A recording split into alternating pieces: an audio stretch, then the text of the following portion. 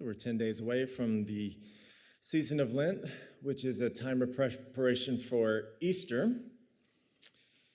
And so it is natural that we would think about what it means to be kind of a closer follower of Jesus. The word disciple in the New Testament, the word used for disciple in the New Testament, literally means student. Did you know that? That's all it means. It means student. I graduated high school. I had 4 years of college. I then crammed a 3-year degree into 4 years. And of all of those years, I was never smarter than one of my teachers. Right? So we are all students of Jesus, which means that you and I are lifelong learners, right? So if you're here today, or if you're watching or listening, and you feel like this far in your life, and you still have a lot to learn, you are in the right place. You're in the right place. You're in the right place. It's natural for someone to need to know more. As a matter of fact, from what I know of lifelong learners, the more that you learn, the more that you realize that you don't know, right? And so when you are a lifelong learner, then learning itself becomes fun. So today we're going to talk about discipleship, but we're also going to talk about the dominoes of discipleship, how one person's encounter with Jesus Christ can positively influence someone else. You can be a positive influence on someone else for Jesus Christ. Did you know that? It doesn't require you to wear something like this. It doesn't require a degree in seminary. You know what it really requires? It requires an attitude of come and see, of just hospitality. Come and see. That's what it requires. Come and see. So I want you to stop and think, for you who are old enough, where were you in 1981?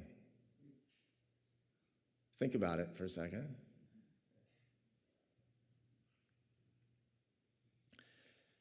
Everyone in here today is here because of someone else. Now, some of you kids may be saying, yeah, because of mom and dad. Or you may say, yeah, I'm here because, I got myself dressed and I chose to be here. But what I'm talking about is someone in your life talked to you in such a way that you now care about spiritual things.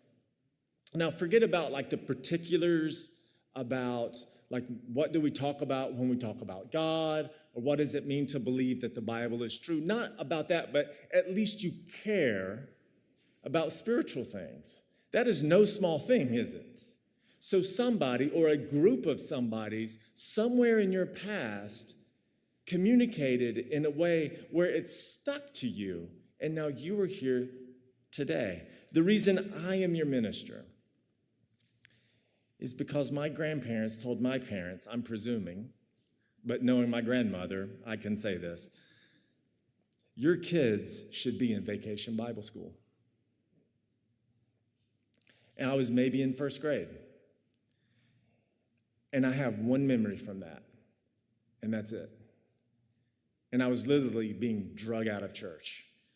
Not because I wanted to stay, by the way. I was just a really rowdy person. And then, when I was 7, I remember going to what was called a revival service. I was seated 3/4 of the way back, and my grandmother was on the other side, and I must have been really rowdy and running my mouth because she was offering me a piece of gum. I have 2 memories then.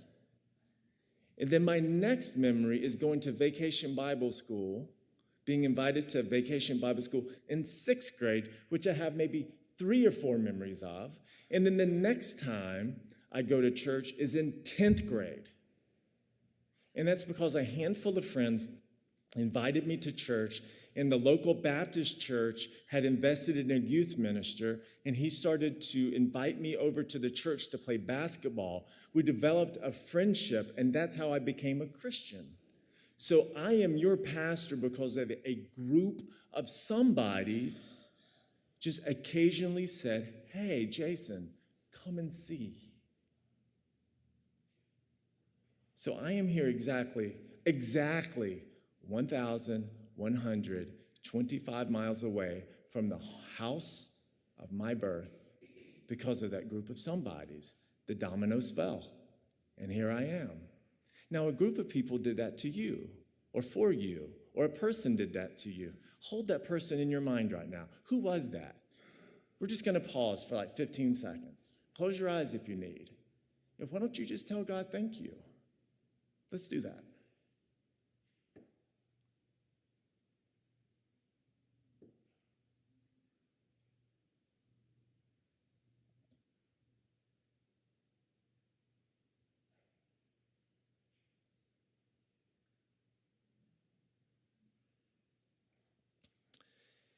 Thank you, God, for those who talk and show.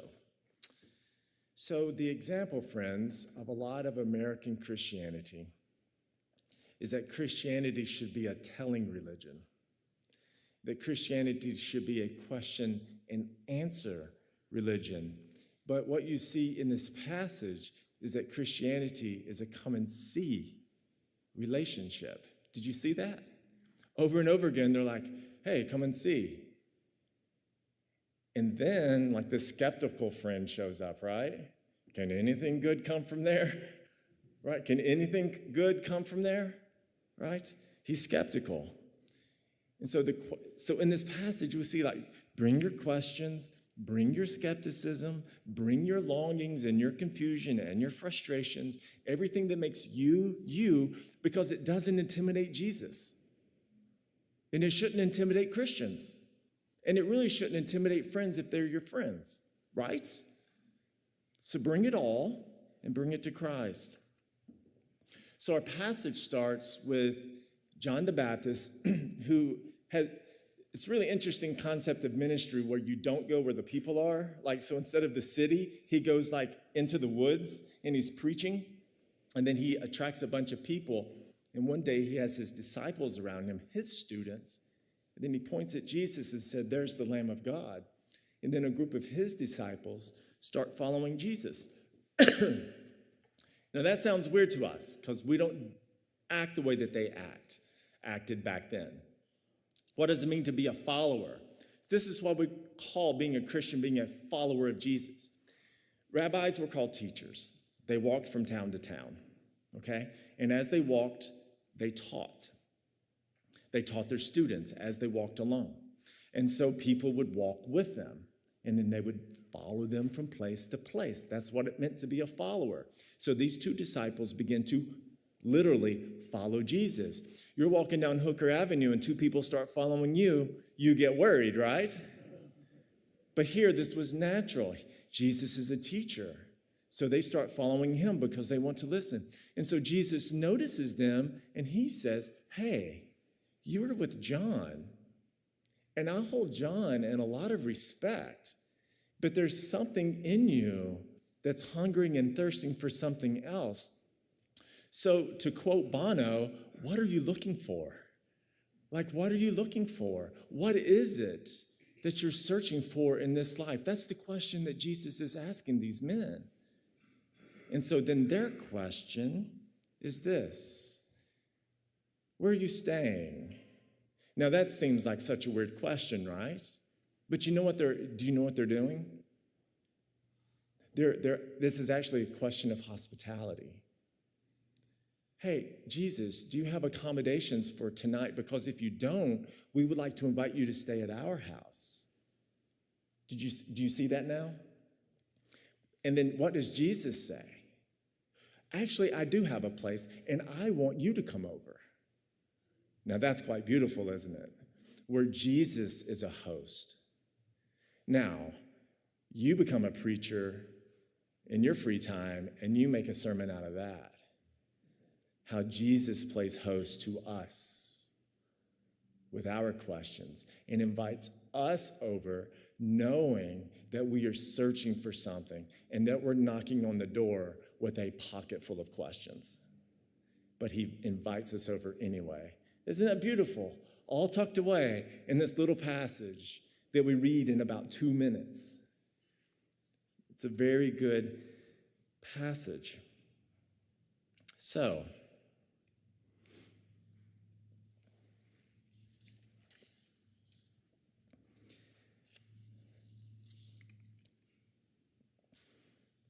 mutual hospitality.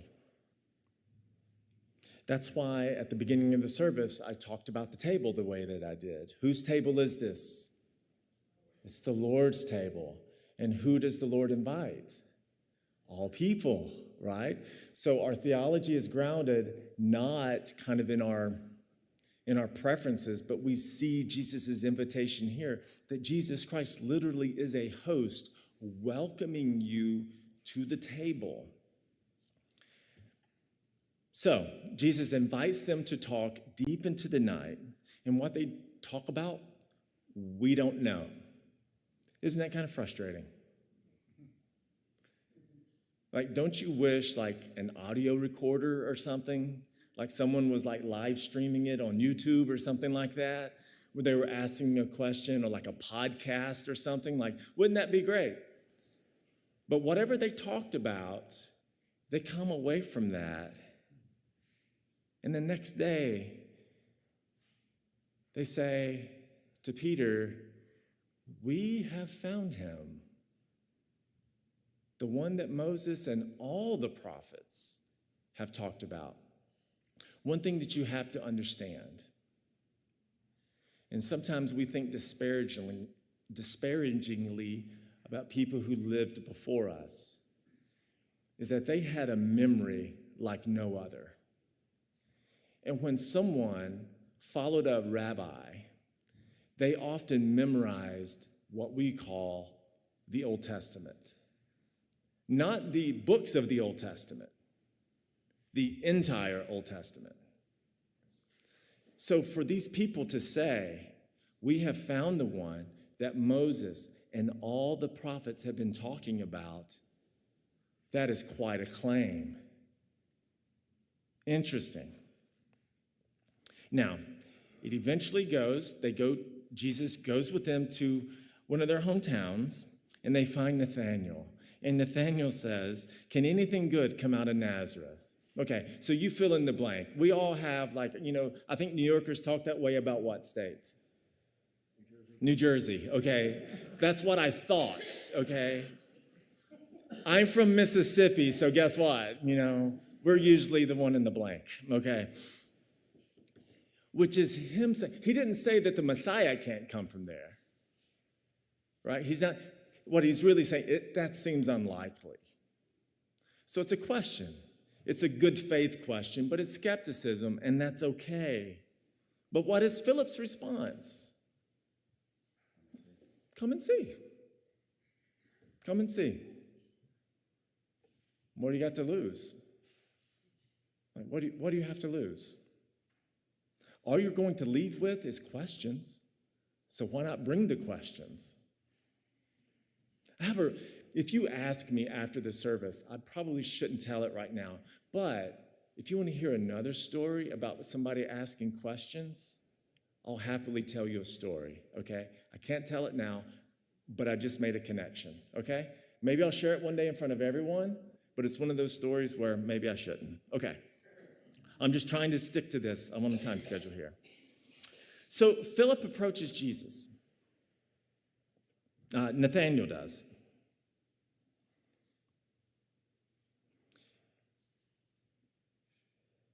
And Jesus says something, and Nathanael says, "How do you know me?" And Jesus says something very mysterious, doesn't he? "Well, I saw you behind the fig tree before Philip ever called you." And you're probably saying, "I have wondered about this verse all my life, and now Pastor Jason has an education, has read books, and now he's going to tell me what it means." No one knows what it means. Ha! Stay tuned. It was actually very common at that time for people in the middle of the day to sit under the shade of a tree and to recite what they knew of the liturgy, or what they would recite passages from the Hebrew Bible. So it could have been that he was having his personal worship service there, or we don't know. But whatever Jesus said there, but whatever he said the night before in that house with all of those questions, it stuck, right? But let me ask you a question. Why does any of it stick? Have you ever asked that? Why did that vacation Bible school stick with me? You ever ask yourself that? Why is it that when kids hear about Jesus calming the storm, they remember that for their whole life? Isn't that beautiful?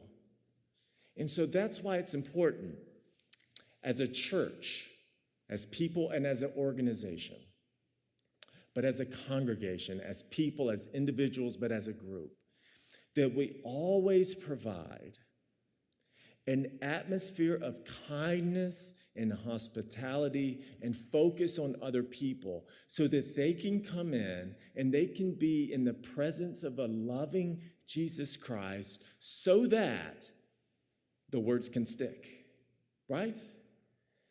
And I would say this, it's kind of sometimes like none of our business what's going on between a person and God, right? But we just want to be a place, a living room of sorts, where that conversation can happen. Would you agree with that? And when a church, when a congregation can embrace that, beautiful things can happen. And when a congregation becomes that kind of congregation, a welcoming, hospitable, questions are welcomed, but so are answers, you know what starts to happen? People start saying, come and see. Come and see. Come and see. Okay.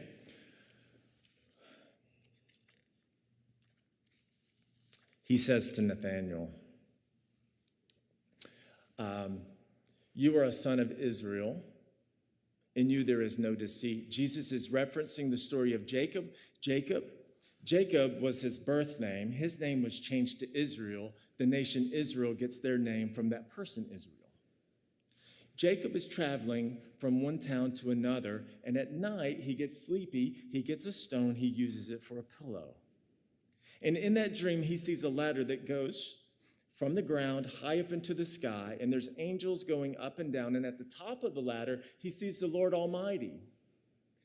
And what he is worried about is that his grandfather Abraham, that God had made a promise to Abraham.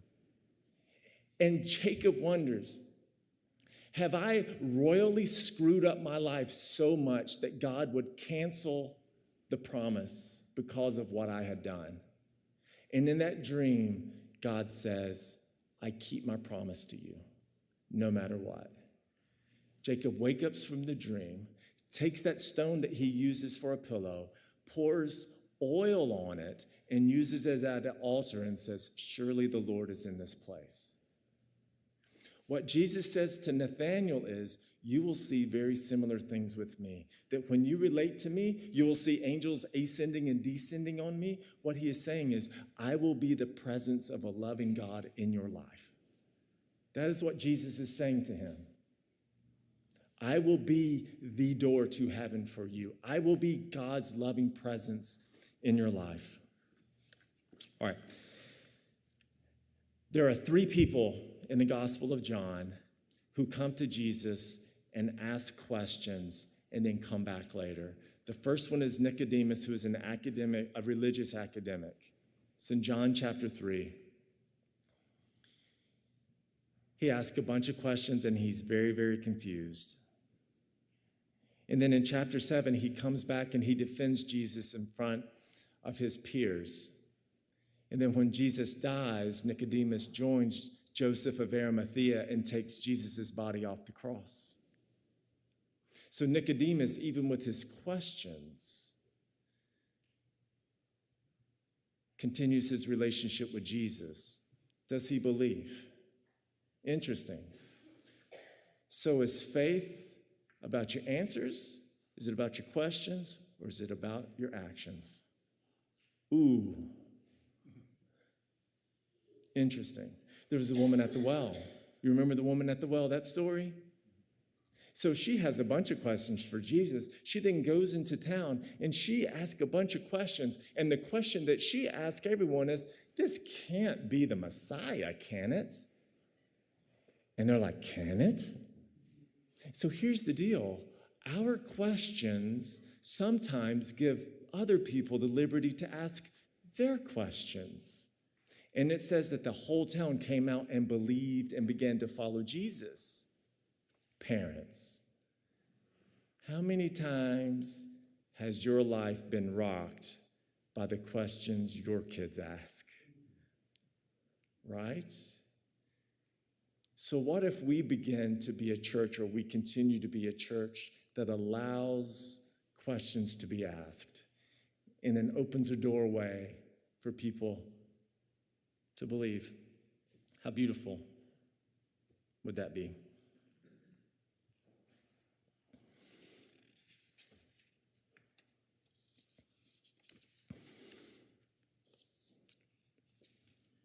And then Thomas. Poor, misunderstood Thomas, who said that he'd be willing to die for Jesus and then demanded proof of a resurrection and then bowed down and said, "My Lord and my God." Questions and skepticism are normative to faith, not an exception to faith. Like I said earlier, next week, sermon series will begin figuring out faith. That is also one of the dominoes in our discipleship. Andrew, Philip, Peter, Nathaniel, they all had questions, and you're going to see it in the life of Peter. It is not about perfection. Sometimes it is about getting it right, but oh my goodness, does Peter miss the point? And so do we. But who does Jesus invite to be around the table? These very same people. And so for you, dear people, with everything that's swelling up inside of you right now, Jesus invites you to this table and simply says, come and see. So let's do that.